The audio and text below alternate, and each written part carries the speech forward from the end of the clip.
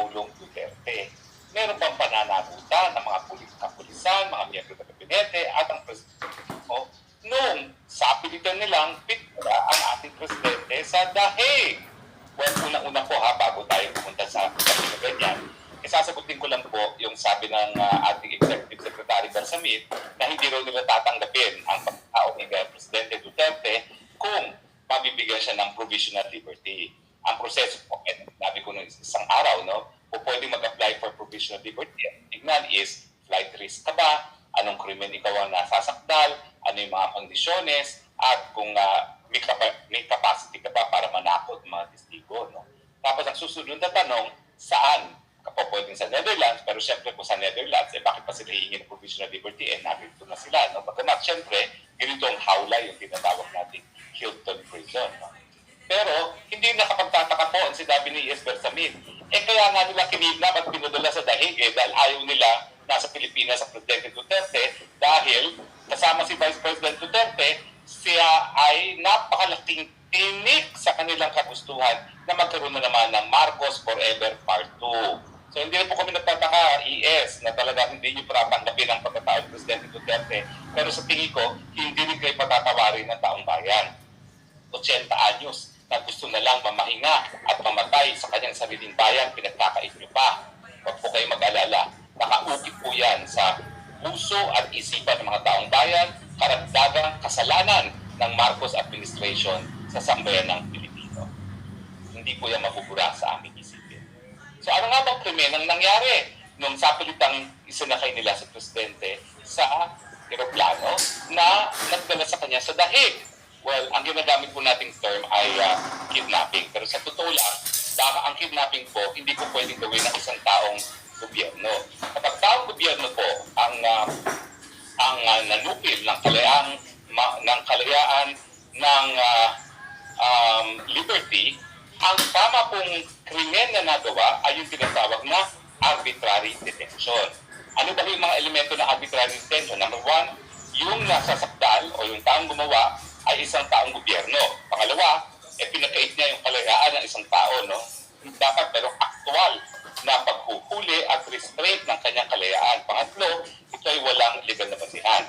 So tignan natin kung nandiyan ba yung mga elemento. Unang-una, taong gobyerno Batore, lahat ng gabinete at ang presidente na nagkunsyabahan, conspiracy na ipagkait ang kalayaan ng dating presidente Rodrigo Roa Duterte. Ang sagot, oo.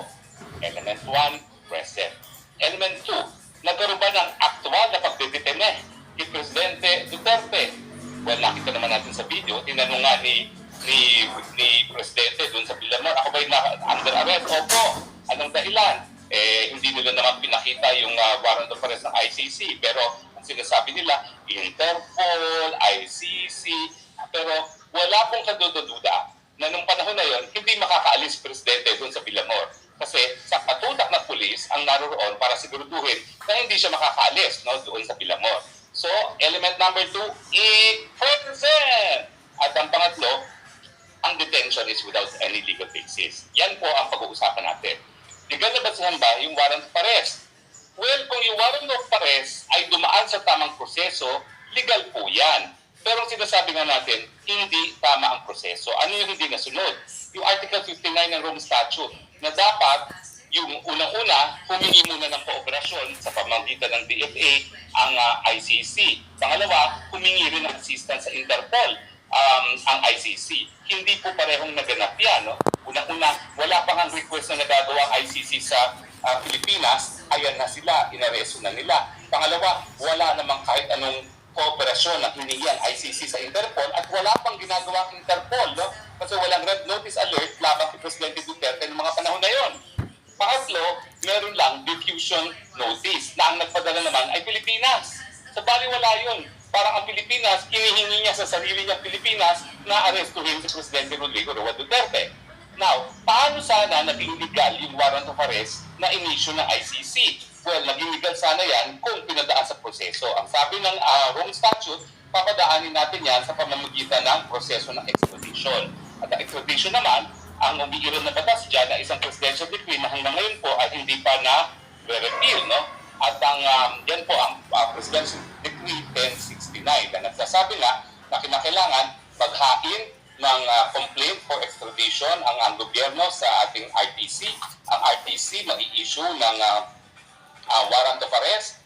Tapos, dadali ng tao sa hukuman at tatanungin ng hukuman, ikaw nga ba itong taong hinihingi na kung sino man humihingi, anong krimen na nagawa mo, at kung meron bang legal na basihan nga na para arestuhin yung tao.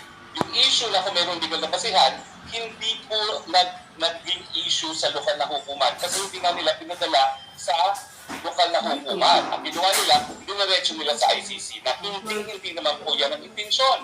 Alam niyo po, kung babasahin natin yung buwa preparatoa, ano yung sabihin ng buwa preparatoa, ito po yung proceedings nung sinusulat nila ang Rome Statute. Kaya linagyan niyang article na yan na kinakailangan dalhin muna sa lokal na hukuman. Kasi nga po yung mga naunang pagkakataon na palibasa, akusado isang tao sa isang karumalduman na krimen, gaya ng magpatay ng mga kutso, yung pangalawang pandaigdigan digmaan na nangyari kay Eichmann.